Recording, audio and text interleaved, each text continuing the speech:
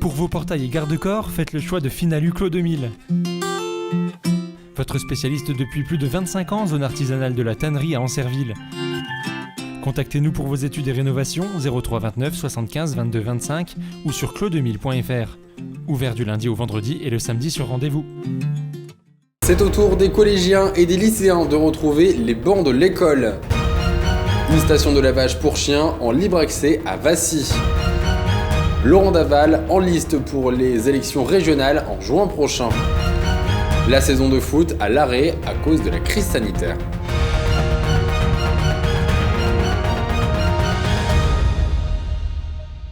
Bonsoir à tous, bienvenue dans votre journal du lundi 3 mai 2021 et aujourd'hui était une nouvelle étape dans le calendrier du déconfinement présenté par le gouvernement. En effet, si les mesures de 10 km a été levée, les collégiens et lycéens ont pu retrouver le chemin de l'école après 2 semaines de cours en visio et 2 semaines de vacances.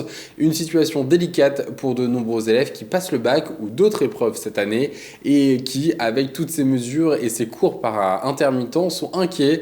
On les écoute au micro de Laura Boinet. Les inconvénients, c'est qu'on a moins de temps libre, vu qu'en distanciel, on a 2-3 heures par jour à la limite. Mais l'avantage, c'est que du coup, vu qu'on a plus d'heures, on peut mieux suivre, donc du coup, on peut mieux apprendre. C'est pour l'organisation, vu que moi, je m'organise mal, ça fait toujours du bien de pouvoir prendre les cours comme avant, en fait. Ça fait du bien de revenir, de voir des gens. C'est plus compliqué pendant le confinement, d'être loin des profs. Quand on comprend pas, c'est pas pareil qu'en cours, on peut pas demander comme on veut.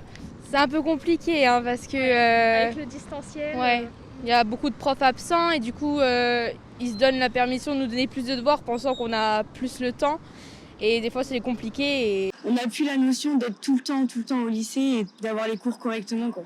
On doit se débrouiller tout seul. Moi je me sens un peu en échec scolaire, quoi. J'ai peur de pas avoir mon bac. Tout autre chose à présent, allons du côté de Vassy en Haute-Marne avec cette dog wash, appelée aussi machine à laver pour chiens, qui a été installée récemment dans la commune, une douche en libre service destinée aux chiens mais également à tous les animaux. Disponible depuis le 27 avril, elle a déjà conquis plusieurs propriétaires d'animaux. Un reportage signé Manon de Fontis. Une laverie automatique pas comme les autres vient d'être installée il y a quelques jours à Vassy.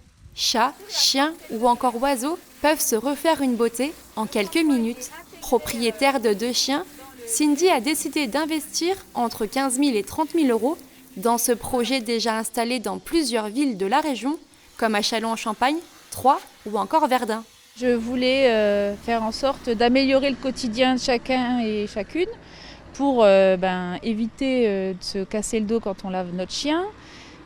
Question pratique, question propreté aussi, et puis pour en faire profiter un peu toutes les ménagères comme moi qui ont des animaux. Cette machine propose différents services, shampoing ou encore après-shampoing, en utilisant uniquement des produits bio. La possibilité de faire un shampoing antiparasitaire à votre animal. Avec une température d'eau à 37 degrés, Lulu le chien semble prendre du plaisir à se faire chouchouter. Pour choyer votre animal, il suffit d'insérer soit des pièces de monnaie, des billets, une carte bleue ou encore des jetons.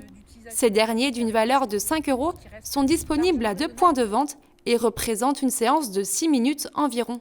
Donc il suffit de 6 minutes pour que le chien soit tout propre. Tout propre et tout sec. Rapide, économique et confortable, la station Tout Propre rencontre déjà un franc succès. Franchement, j'étais bluffée quand j'ai vu ce qui venait de se créer, d'où mon arrêt là actuellement pour venir observer et je trouve que c'est vraiment génial.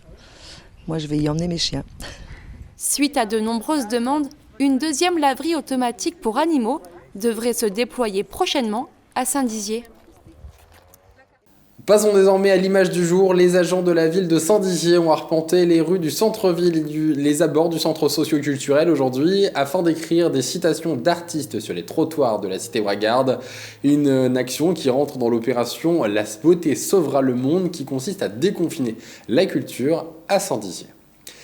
De la politique à présent, Laurent Daval en course pour les élections régionales aux côtés de Brigitte Klinkert. En effet, l'ancienne vice-présidente du conseil départemental du Haut-Rhin et actuelle ministre déléguée à l'insertion auprès du ministre du Travail a annoncé sa candidature aux élections régionales qui auront lieu les 20 et 27 juin prochains. Aujourd'hui, la liste a donc été présentée. Son nom, la force des territoires. Les membres qui la composent ont également été présentés et parmi eux, on y retrouve Laurent Daval, conseiller municipal d'opposition à la ville de Saint-Dizier, mais également tête de liste départementale en Haute-Marne dans ces élections régionales. On l'écoute tout de suite au micro de Julien Carré. Alors j'ai décidé de m'engager, de répondre favorablement à la demande de Brigitte Klinkert. D'abord c'est pour mon territoire. Mon territoire c'est la Haute-Marne.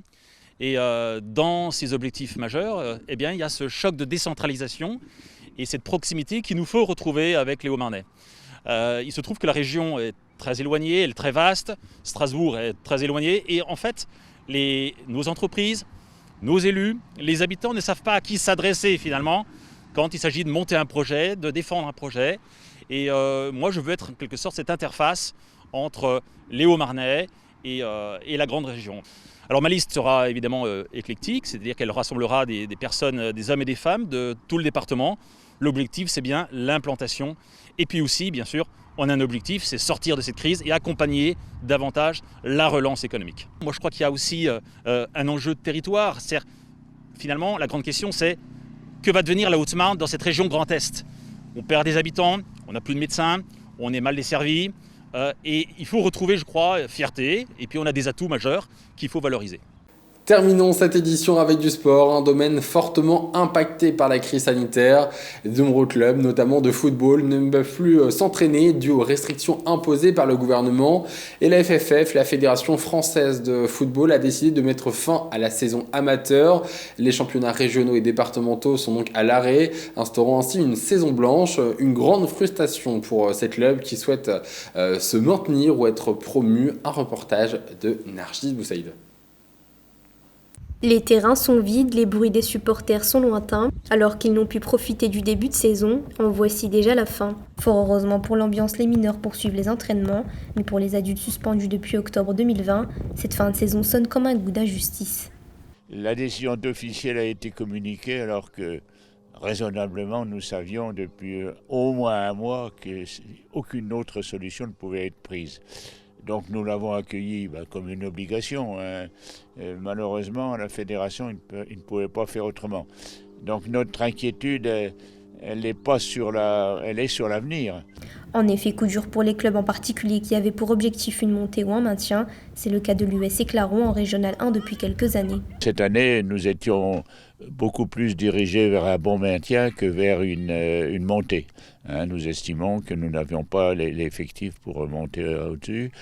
Mais dans un club, on doit toujours penser plus haut. La Fédération française de football a officialisé cet arrêt définitif des compétitions amateurs, qui ne reprendront donc pas pour la deuxième saison consécutive. Face à une telle situation, nombreux sont les clubs qui craignent une perte des licenciés. Nous avons cette crainte-là à tout niveau, au niveau des jeunes et au niveau des équipes seniors, disons seniors âgés.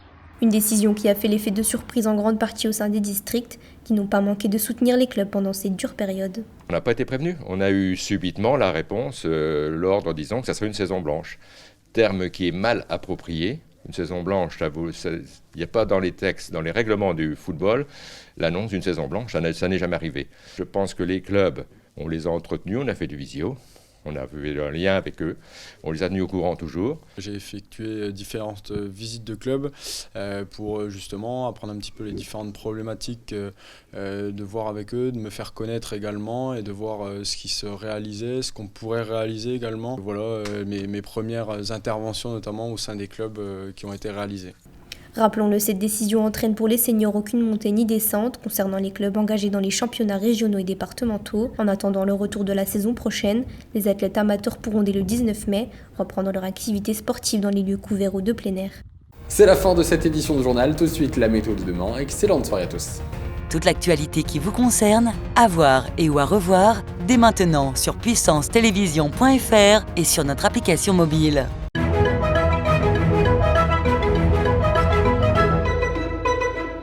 Bonsoir à tous. Pour demain matin, sortez vos parapluies, ciel très nuageux avec quelques averses à Saint-Dizier, à Chaumont et à Bar-le-Duc. Le ciel sera gris à Vitry-le-François. Pour l'après-midi, pas d'évolution. Côté température, 10 degrés à Saint-Dizier, à Bar-le-Duc et à Chaumont. Enfin, 15 degrés à Vitry-le-François. Demain, mardi 4 mai, nous fêterons les Sylvains et nous gagnerons 3 minutes de soleil. Très bonne soirée avec Puissance Télévisions.